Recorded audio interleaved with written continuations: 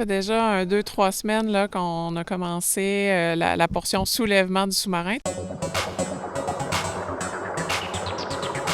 Mais là, aujourd'hui, une étape de plus dans le soulèvement qui se prépare. On a déjà fait là, environ une trentaine de pouces vers l'arrière du sous-marin pour le remettre au niveau parce qu'il était dans le lit du fleuve, donc il était penché vers l'arrière. Le sous-marin, on parle à lui-même de 1462 tonnes pour être précis. Le levage complet, c'est pas une affaire de 15 minutes, c'est environ 7 à 10 jours là, ouvrables à partir d'aujourd'hui. Je vous dirais qu'il nous reste à faire pour son positionnement final. Ce qui est à gérer et à penser, c'est surtout son tonnage et sa forme géométrique. On est obligé de créer des équipements qui sont dédiés à ce levage-là.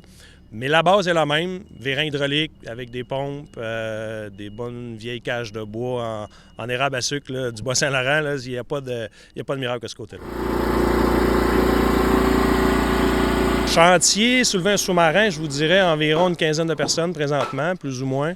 Au niveau technique, là, on a une bonne équipe aussi, je vous dirais, d'une dizaine de personnes là, avec la firme d'ingénierie. Là. C'est un peu comme mon bébé. Je m'appelle Anne-Marie Bourassa, j'ai travaillé 40 ans ici, là, je suis à la retraite. Et j'ai effectivement beaucoup de souvenirs. Quand le sous-marin est arrivé, et bon, premièrement, il a été remorqué d'Halifax à ici. Il est arrivé en 2008, à la fin de l'été, en mi-juillet 2008.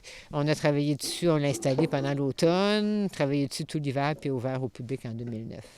Ça devait prendre 3 jours, mais finalement, ça a pris 3 mois parce qu'il y a eu quand même quelques mésaventures. De le voir, une deuxième étape, le sous-marin 2.0, c'est difficile de pas venir voir. On a hâte là, de le voir sorti de l'eau complètement puis que le terrain soit fini d'aménager. On va célébrer, ça c'est sûr et certain, oui, ça, j'en suis sûr.